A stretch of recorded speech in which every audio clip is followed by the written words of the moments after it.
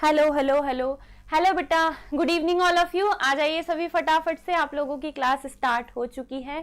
So sorry थोड़ा सा late होने के लिए, है ना। चलिए कोई बात नहीं जी, आ जाइए सभी फटाफट से। राम बहल यादव जी, हेलो बेटा।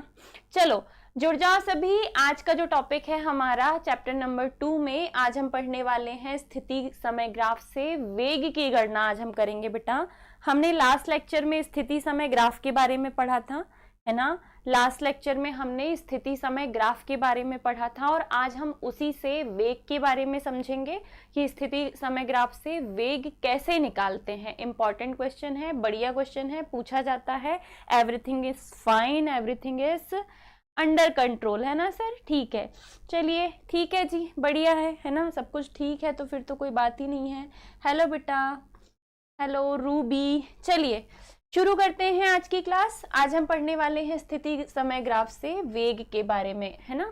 तो सबसे पहले, पता नहीं सर फिर क्या करने लग गए सर, प्लीज है ना उधर ऐसा कुछ मत कीजिए जिससे कि इधर डिस्टरबेंस हो। बड़ी दिक्कत हो जाती है मेरे को, बीच में कुछ डिस्टर्ब करता है तो। आज हम स्थिति समय ग्राफ से वेग की गणना करेंगे। किसकी गणना करेंगे? वेग की। थोड़ा सा रिकैप कर लेते हैं, है ना। थोड़ा सा पुराना रिवीजन कर लेते हैं कि स्थिति समय ग्राफ आखिर में है क्या। तो हमने बोला था कि अगर हम स्थिति को y अक्ष पे लें, और समय को x अक्ष पे लें। ये कौन सा अक्ष है? x। ये कौन सा अक्ष है? y। तो नामकरण भी तो करना पड़ेगा।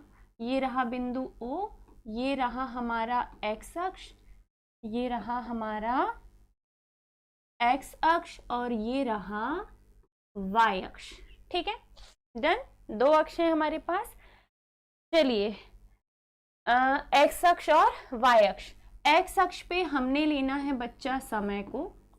चाहे कोई भी ग्राफ आप पढ़ो, आप x अक्ष पे किसे लेंगे? समय को। और y अक्ष पे आपको लेना है स्थिति को। स्थिति को स्मॉल x से दर्शाएंगे हम।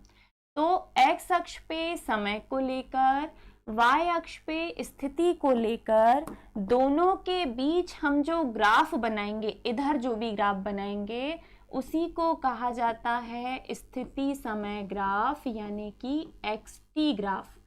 x किसका सूचक है? स्थिति का। t किसका सूचक है? समय का। और दोनों के बीच हम क्या बना रहे हैं? ग्राफ बना रहे हैं बेटा। तो स्थिति समय ग्राफ कहते हैं इसे। डन, ठीक है।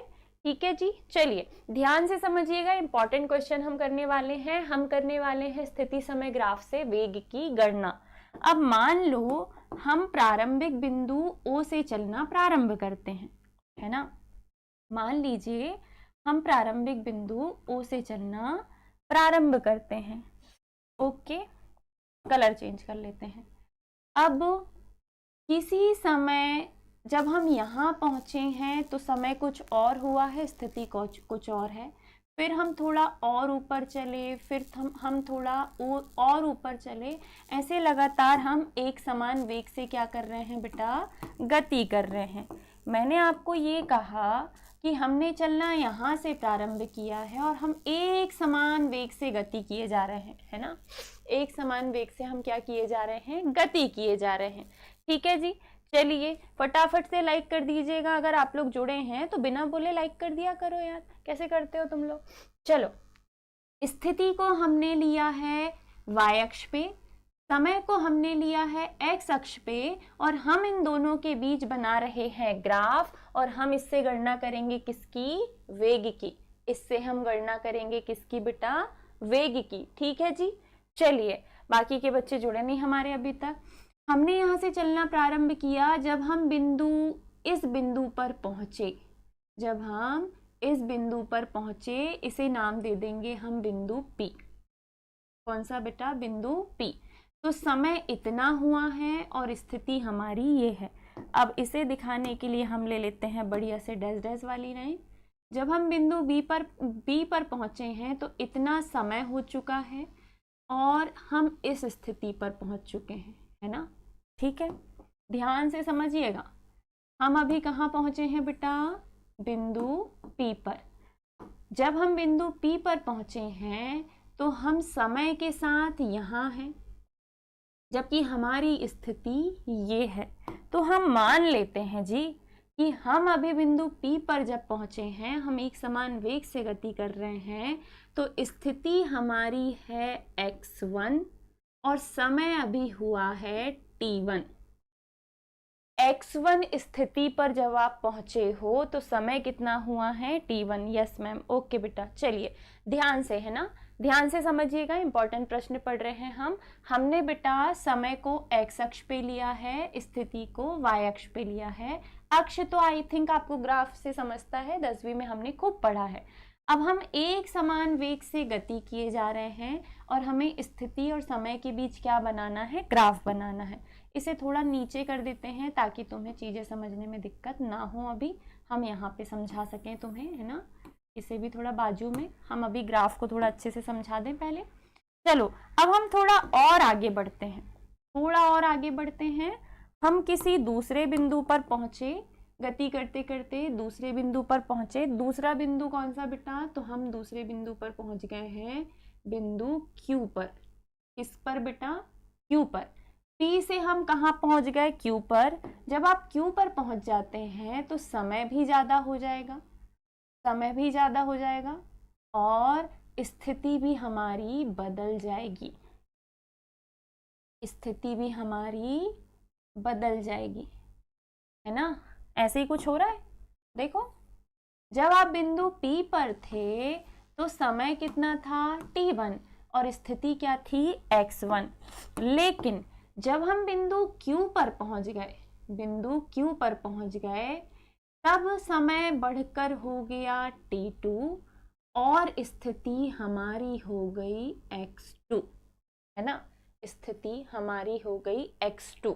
अब अगर मैं आपको ये बोलूं कि हमारी गाड़ी ऐसे चले जा रही है, सीधे सीधे सीधे सीधे, तो जब हम बिंदु P पर हैं, जब हम बिंदु P पर हैं बेटा, तब हमारी स्थिति क्या है? x1 और समय कितना हुआ है? t1।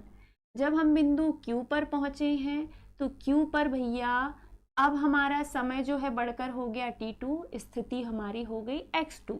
तो P से Q तक पहुंचते तक जितना भी वेग होगा, जितना भी वेग होगा, गति करते करते हमारा वेग क्या हो रहा है? बढ़ रहा है। तो ये जो स्थिति समय ग्राफ का ढाल PQ है ना, ये ढाल PQ है, ये PQ ही किसे बताएगा? वेग को।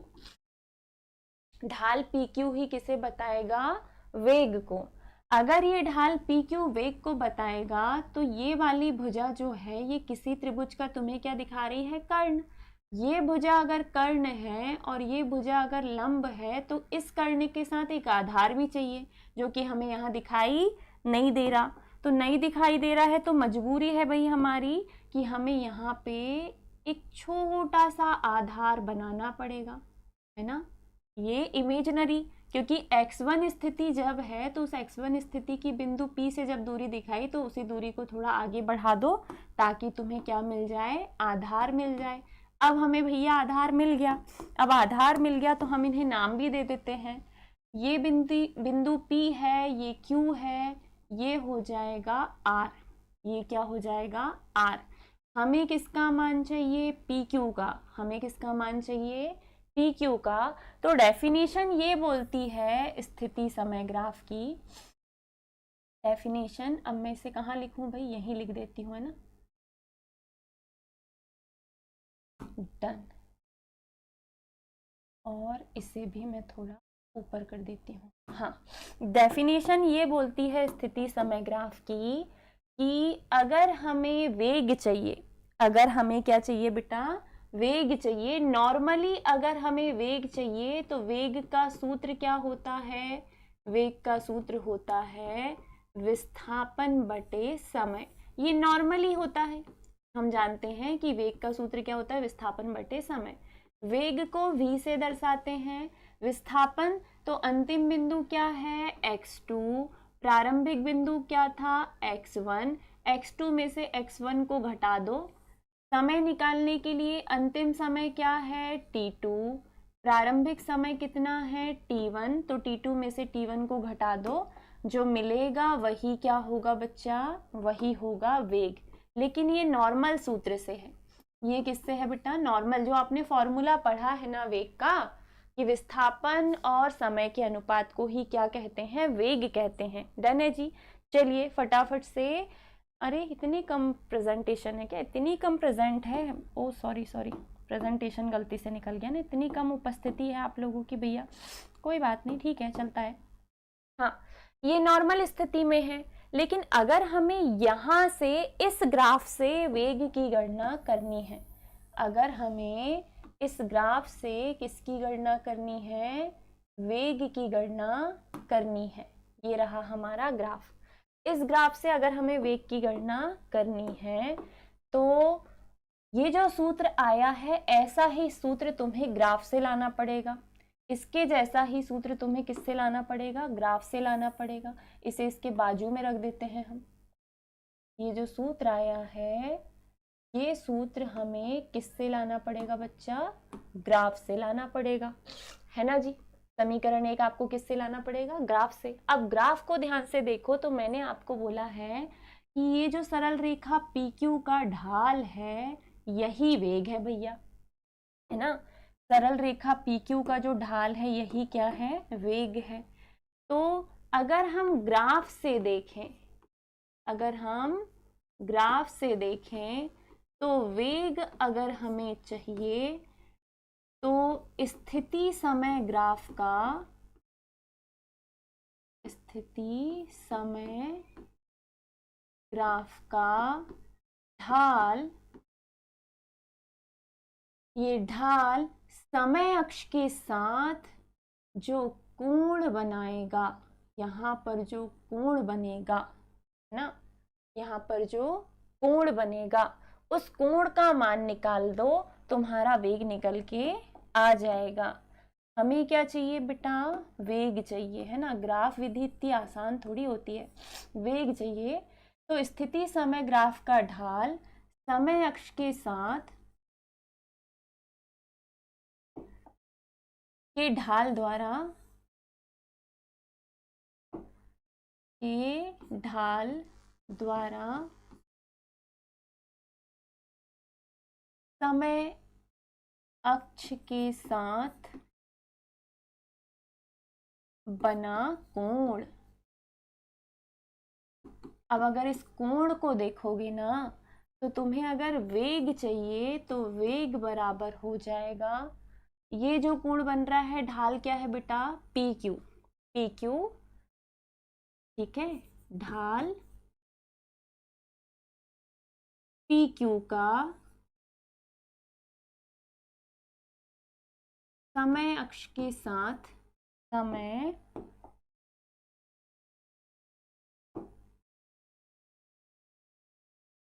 अक्ष के साथ बना कोण। अब ढाल PQ का समय अक्ष के साथ कोण जो बन रहा है वो कोण क्या है बेटा, वो कोण है थीटा।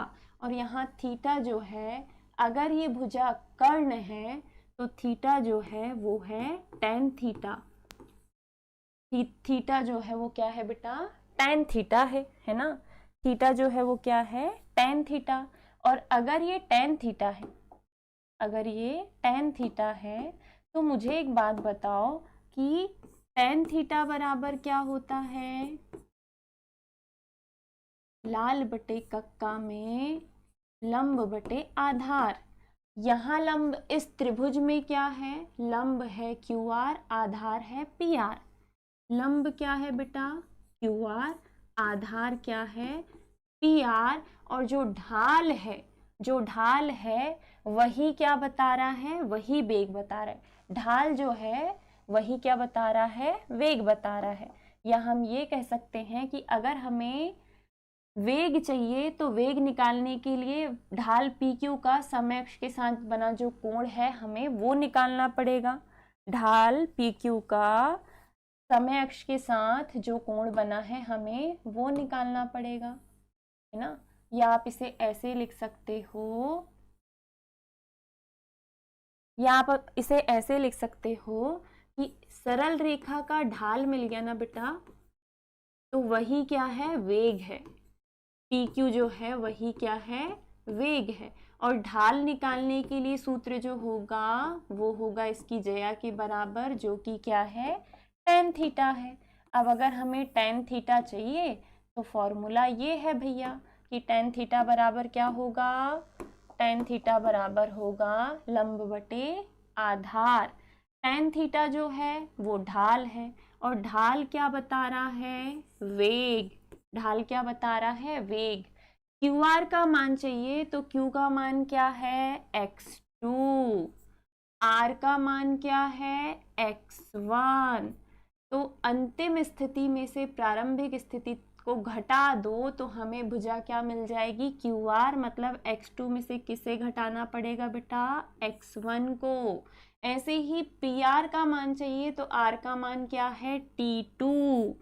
फिर P का मान क्या है, T1। तो PR का मान क्या हो जाएगा, T2 माइनस T1।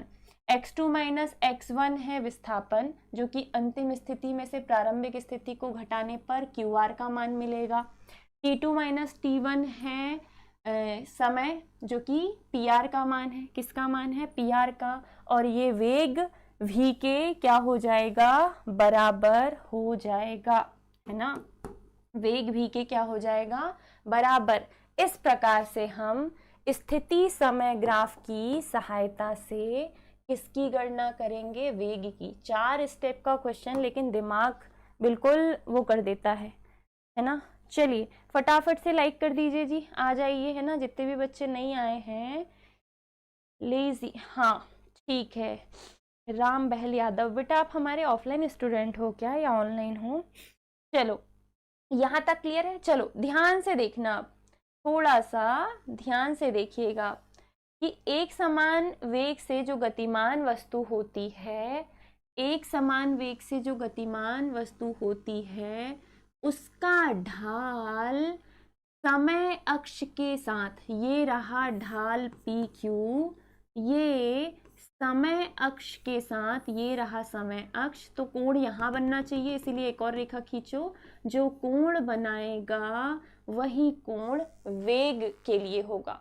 वही कोण क्या बताएगा हमें, वेग बताएगा। इस कोण का मान जितना अधिक होगा, वेग का मान भी उतना ही अधिक होगा। सरल रेखा PQ जो है, सरल रेखा PQ जो है, इसका ढाल समय अक्ष के साथ जो कोण बनाता है, उस कोण की ज्या से ही हम क्या निकालते हैं, वेग निकालते हैं। मतलब अगर इस थीटा का मान निकाल लिया तो वेग मिल जाएगा, लेकिन यहाँ जो थीटा है उसकी ज्या क्या होगी, ज्ञात करने के लिए आप भुजा PQ को देखो। PQ क्या है बच्चा, कर्ण, और कर्ण का मान चाहिए, जबकि लंब और आधार के हमारे पास है। तो लंब और आधार के मान अगर हमारे पास है तो ये किस उस पे आते हैं, ये आते हैं टेन थीटा पे, क्योंकि टेन थीटा बराबर होता है लंब बटे आधार। तो इसीलिए हमने जो PQ भुजा है इसके लिए हमने लिया है कोण टेन थीटा, और टेन थीटा जो है वो सरल रेखा PQ का क्या है, ढाल है। सरल रेखा का ढाल जो है वो क्या है बेटा, वो क्या है, वो है PQ है। PQ है, क्या है बेटा, PQ। अब PQ का मान चाहिए तो ढाल के लिए हमने कोण क्या बना दिया, टेन थीटा, और PQ का मान निकालने के लिए सूत्र क्या लिखा है, PQ जो है वो कर्ण है। कर्ण के लिए हमने यहाँ कोण मान लिया टेन थीटा, और हमें मान किसका चाहिए, लंब और आधार का। QR और PR का मान निकालने के लिए हमने स्थितियां दे दी कि अंतिम स्थिति x2 में से प्रारंभिक स्थिति अगर x1 को घटा दें तो हमें मिल जाएगा विस्थापन, और T2 में से T1 को घटा दे तो मिल जाएगा समय। ये जो आया है ना बेटा, ये जो आया है यही है स्थिति समय ग्राफ से वेग का सूत्र। ये जो आया है स्थिति समय ग्राफ से वेग की गणना हमने कर ली। आप चाहें तो यहाँ लिख सकते हैं, है ना। यहाँ आप क्या लिखेंगे, स्थिति समय ग्राफ से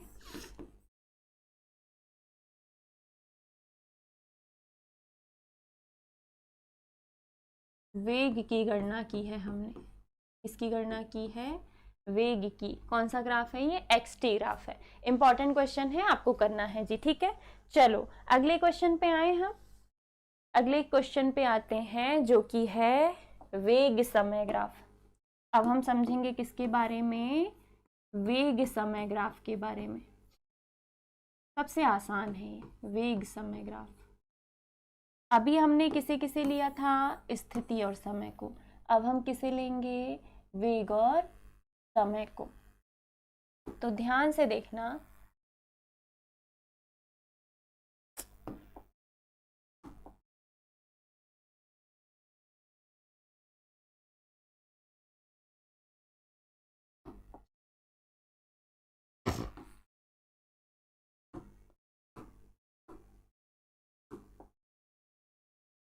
एक्स अक्ष,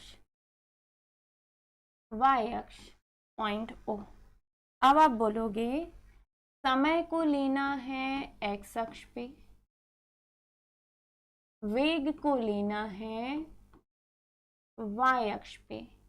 समय को लेंगे एक्स अक्ष पे और वेग को लेंगे वाई अक्ष पे, और दोनों के बीच हम क्या बना देंगे? ग्राफ बना देंगे। दोनों के बीच हम क्या बना देंगे? ग्राफ। इसे ही कहेंगे हम वेग समय ग्राफ, है ना। क्या है बेटा वेग समय ग्राफ? समय को एक्स अक्ष पे लीजिए, वेग को वाई अक्ष पे लीजिए, और दोनों के बीच आप क्या बना दीजिए? ग्राफ बना दीजिए। इसे हम क्या कहेंगे बच्चा? वेग समय ग्राफ। अब ये वेग समय ग्राफ हम एक कंडीशन के लिए निकाल रहे हैं, जो कि है एक समान गति। एक समान गति के लिए वेग समय ग्राफ, ठीक है। एक समान गति के लिए वेग समय ग्राफ। तो यही वाला ग्राफ खींच के ला लीजिए जी, है ना। क्या जरूरत है फालतू में और इधर उधर दिमाग लगाने की? इसी ग्राफ से हम बता देते हैं।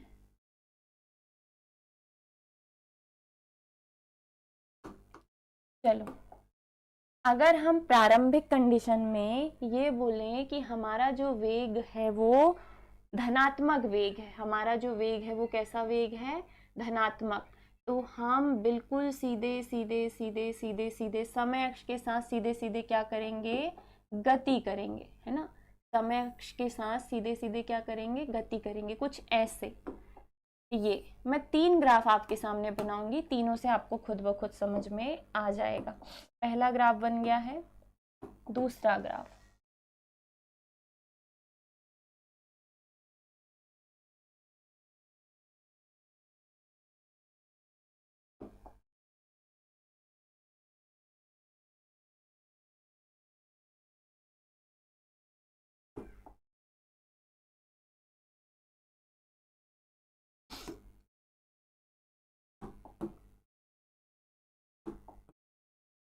ये रहा दूसरा ग्राफ, और इसी के जैसा ये तीसरा ग्राफ।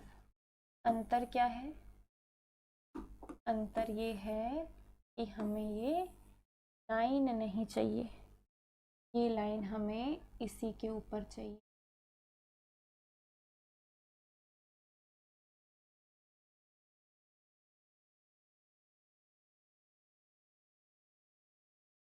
ये मेहनत क्यों कर रहे हो मैडम? डिलीट करो इसे, इसका कलर ही बदल दो।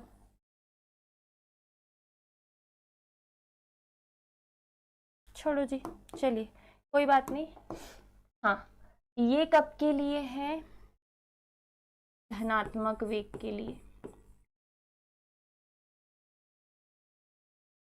ये कब के लिए है? ऋणात्मक वेग के लिए। अब इसमें क्या चमत्कार हो गया?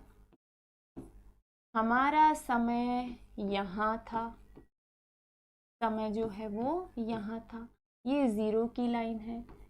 इस y अक्ष में था क्या? वेग। वेग और समय में ये वाला जो सिरा है वो धनात्मक वाला है, और ये वाला जो सिरा वो ऋणात्मक वाला। अब हमारा जो वेग है वो किस लाइन में है? माइनस वाली लाइन में है बेटा। तो ऐसी स्थिति में वेग हमारा ऋणात्मक होगा, तो ये ऐसा ग्राफ बनेगा। और तीसरा, तीसरी कंडीशन जो है ये y अक्ष जिसमें हमने किसे लिया है, वेग को, ये x अक्ष जिसमें हमने किसे लिया है, समय को। तो अगर ऐसा होगा कि हमारा वेग शून्य होगा, हमारा वेग क्या होगा बेटा, शून्य होगा, तो शून्य वेग के लिए जो हमारे वेग की लाइन है ना, वो समय के ऊपर ही आ जाएगी, इसी के ऊपर। अगर समय के ऊपर लाइन आ गई तो समझ जाना कि वेग हमारा क्या हो गया है, शून्य हो गया है। तो वेग समय ग्राफ के 3 डायग्राम बनेंगे, है ना। Please like the video. अगर आप लोग ध्यान देखो, ग्राफ एक तो अच्छे बच्चों को समझ में नहीं आता, टाइम लगता है बेटा, इन्हें ध्यान से रोज प्रैक्टिस करोगे 1-2 दिन तो बनेगा, नहीं तो नहीं बनेगा। तो ऐसा है ना जी कि अगर आपको अच्छे से इस चीज को समझना है तो ध्यान से शुरू से समझिए। हमने स्थिति समय ग्राफ समझ लिया है, अब हम आए हैं किस पे, वेग समय ग्राफ पे, है ना। वेलोसिटी एंड टाइम ग्राफ हम खींच रहे हैं। तो आप मुझे बताइए कि वेग समय ग्राफ जो है, वेग समय, देखो वेग समय ग्राफ, स्थिति समय ग्राफ का ढाल वेग बता रहा था, स्थिति समय ग्राफ का ढाल क्या बता रहा था बेटा, वेग। अब जो वेग समय ग्राफ है उसका ढाल त्वरण बताएगा, लेकिन वो हम अगले प्रश्न में पढ़ेंगे।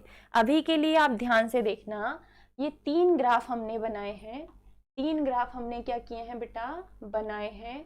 इन 3 ग्राफों में आपको एक चीज इंटरेस्टिंग दिख रही होगी, वो ये कि भैया एक बारी में पहले वाले ग्राफ में जब हमारा वेग धनात्मक है तो हमारा ढाल बिल्कुल सीधा है ना। त्वरण वाला जो ढाल है वो बिल्कुल सीधा है और हमारी प्रारंभिक स्थिति हम थोड़ा ऊपर से लेते हैं।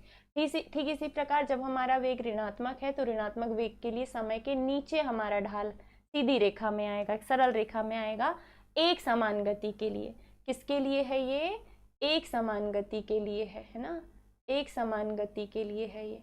और तीसरी कंडीशन में जब हमारा वेग शून्य है तो जो हमारा ढाल है वो एक समान गति के लिए समय अक्ष के ऊपर ही रहेगा, ये समय की लाइन है इसके ऊपर। तो इस प्रकार एक समान गति के लिए 3 ग्राफ बनेंगे।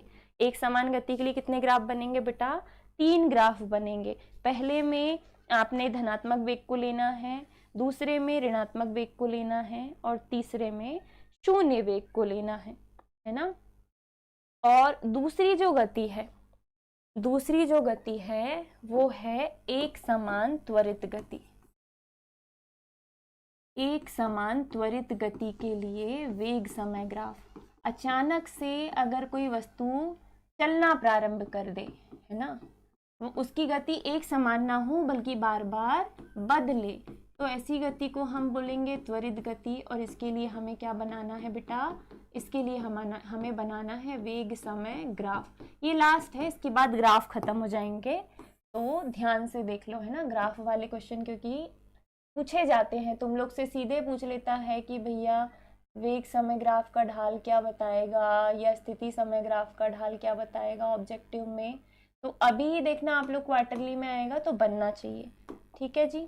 चलिए, अब आपके पास कंडीशन क्या है कि अब आपकी गति है एक समान त्वरित गति, और इसके लिए हम 3 ग्राफ बनाएंगे, सिर्फ कितने, 3, पहला, दूसरा, तीसरा।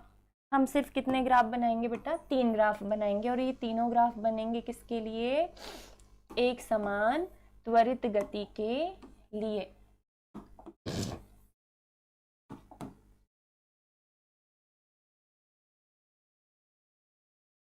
चलो, पहली कंडीशन नंबर 1, एक समान त्वरित गति में अगर त्वरण जो है वो कैसा है, एक समान है, त्वरण जो है वो कैसा है, एक समान है, मतलब शुरू से जैसा वस्तु ने चलना प्रारंभ किया वो आखिरी तक वैसे ही चल रही है, शुरुआत से वो एक जैसी चल रही है।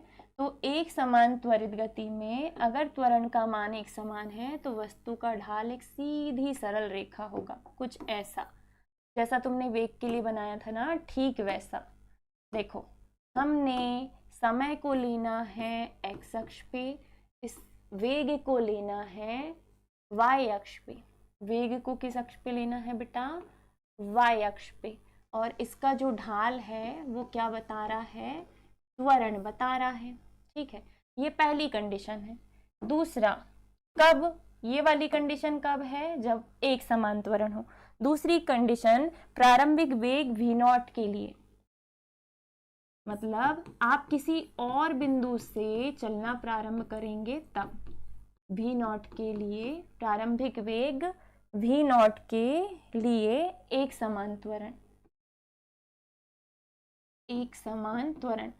तो v0 वाला पॉइंट कहाँ होता है हमारा, v0 वाला पॉइंट कहाँ होता है बेटा, चलो ये रहा x अक्ष, इस पे आपने लिया समय को, ये रहा y अक्ष, इस पे आपने लिया वेग को, और इसमें v0 वाला प्रारंभिक बिंदु हम ये ले लेते हैं। अब यहाँ से अगर आप लोगों को त्वरण चाहिए तो प्रारंभिक बिंदु v0 से त्वरण कुछ इस प्रकार होगा। क्या हो गया सर, नहीं हुई ना सर, मैं डर गई सर। चलो कोई नहीं, यहाँ पे ठीक है बेटा। चलिए, ये किसके लिए है ग्राफ, जब हमारा प्रारंभिक वेग जो है वो शुरुआती बिंदु से ऊपर हो। प्रारंभिक बिंदु हम यहाँ ले वेग का, और फिर हम अगर त्वरण के लिए ग्राफ बनाए तो वो ढाल कुछ ऐसा होगा। और तीसरा और आखिरी जो आपको बनाना है वो है एक समान मंदन के लिए। मंदन का मतलब क्या होता है बेटा, ऋणात्मक त्वरण। ऋणात्मक त्वरण को हम क्या कहते हैं, मंदन। तो ढाल हमारा ऊपर नहीं जाएगा, ढाल हमारा कहाँ आएगा, नीचे।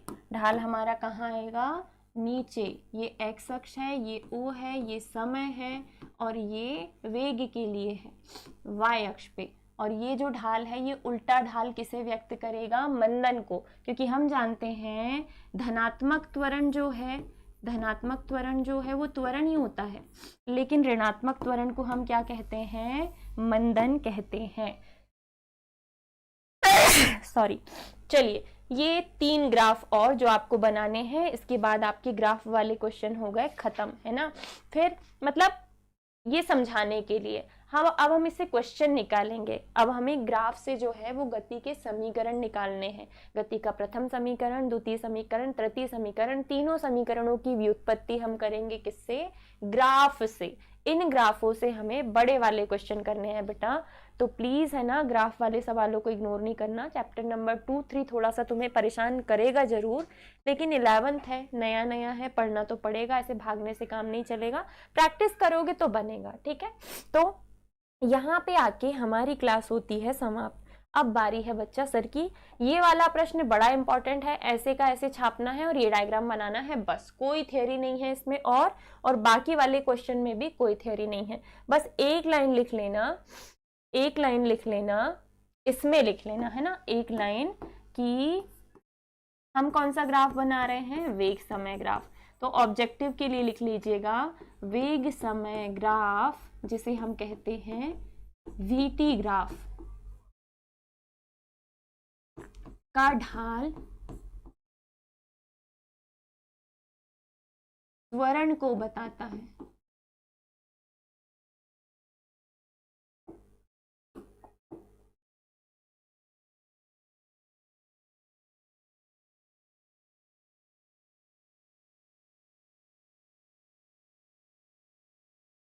चलिए जी,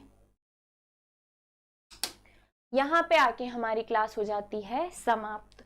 तो अभी नेक्स्ट लेक्चर आप लोगों का केमिस्ट्री का होगा, केमिस्ट्री की क्लास के बाद आपकी क्लासेस हो जाएंगी समाप्त। तो अभी जो क्लास आपकी हुई है, अगर आप लोग लेट जुड़े हैं तो आप इसी वीडियो को बैक करके देख सकते हैं शुरू से, है ना, ठीक है। लेकिन नोट डाउन सब कुछ करना है, क्योंकि सब कुछ इंपॉर्टेंट है। और ये इंस्ट्रक्शन ऑनलाइन और ऑफलाइन दोनों ही बच्चों के लिए, ऑफलाइन वाले बच्चे भी देखते हैं कुछ बाद में, तो उनके लिए भी है कि आपको इन्हें अच्छे से बना के प्रैक्टिस करनी है। तो यहीं पे हम आपसे विदा लेते हैं। ऐसे ही जुड़े रहिए सरल एकेडमी के साथ। नए बच्चे अगर जुड़े हैं तो प्लीज चैनल को सब्सक्राइब कर लीजिएगा। डेली लाइव क्लासेस होती हैं बेटा, सैटरडे संडे ऑफ होता है, मंडे टू फ्राइडे आपकी डेली क्लासेस होती हैं। तो मंडे टू फ्राइडे टाइम पे आ जाया करो। 4:30 से क्लासेस स्टार्ट हो जाती है, कई बार 5-10 मिनट आगे पीछे होता है अगर कोई टेक्निकल ग्लिच आ जाता है तो विदा लेते हैं जी आपसे। इतना जुकाम है, फीवर है, लेकिन फिर भी क्लास चल रही है, इसका मतलब हम तो मेहनत कर रहे हैं, अब आपकी बारी है, ठीक है। स्वस्थ रहिए, मुस्कुराते रहिए, हम स्वस्थ हो ना हो आपका स्वस्थ रहना जरूरी है भैया। तो विदा लेते हैं, bye bye, take care, Radhe Radhe.